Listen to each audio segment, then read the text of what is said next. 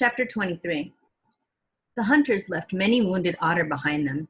Some floated in and died on the shore, and others I killed with my spear, since they were suffering and could not live. But I found a young otter that was not badly hurt. I laid in a bed of bull kelp, and I would have paddled by if Rontu had not barked. A strand of kelp was around its body, and I thought it was sleeping, for often before they go to sleep, they anchor themselves in this way to keep from drifting off. But then I saw there was a deep gash across its back. The otter did not try to swim away as I drew near and reached over the side of the canoe. They have large eyes, especially when they are young, but this one's were so large from fear and pain that I could see my reflection in them. I cut the kelp that held it and took it to a tide pool behind the reef, which was sheltered from the waves. The day was calm after the storm, and I caught 2 fish along the reef. I was careful to keep them alive because otter will not eat anything that is dead, and left them in the pool. This was early in the morning. That afternoon, I went back to the pool. The fish had disappeared, and the young otter was asleep, floating on its back.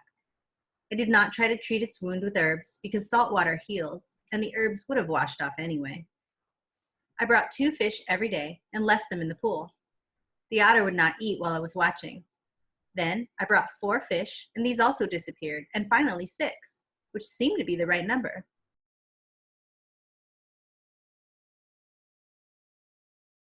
I brought them whether the day was calm or stormy. The otter grew, and its wounds began to heal, but still it stayed in the pool, and now when I came, it would be waiting for me and would take the fish from my hand. The pool was not big, and it could have easily have gotten out and away into the sea, yet it stayed there and slept or waited for me to come with food.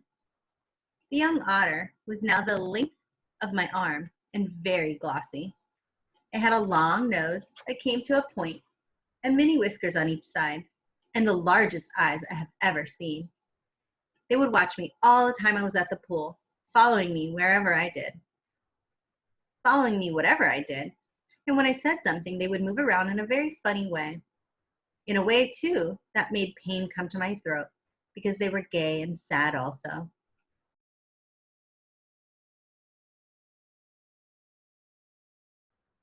For a long time, I called it Otter, as I had called Rontu dog. Then I decided to give the otter a name. The name was Mon-a-mee, which means little boy with large eyes.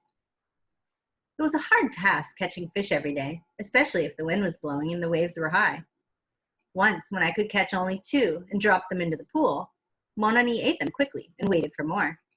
When he found that was all I had, he swam around in circles, looking at me reproachfully. The waves were so high the next day that I could not fish on the reef even at low tide, and since I had nothing to give him, I did not go to the pool.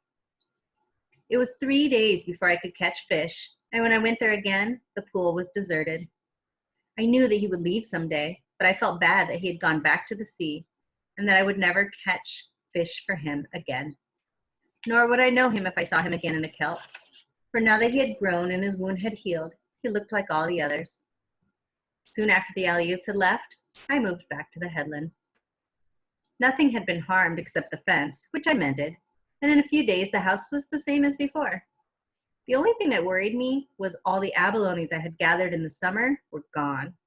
I would need to live from day to day on what I could catch, trying to get enough on the days when I could fish to last through the times when I would not. Though the first part of the winter, before Mon-a-mee swam away, this was sometimes hard to do. Afterwards, it was not so hard, and Rontu and I always had enough to eat. While the Aleuts were on the island, I had no chance to catch little smelts and dry them, so the nights that winter were dark, and I went to bed early and worked only during the day. But still, I made another string for my fishing spear, many hooks of abalone shell, and last of all, earrings to match the necklace Tutok had given me. These took a long time, for I searched the beach many mornings when the tide was out before I found 2 pebbles of the same color as the stones in the necklace, and soft enough to cut. The holes in the earrings took even more time, for the stones were hard to hold, but when I was done and had rubbed them bright in fine sand and water and fastened them with bone hooks to fit my ears, they were very pretty.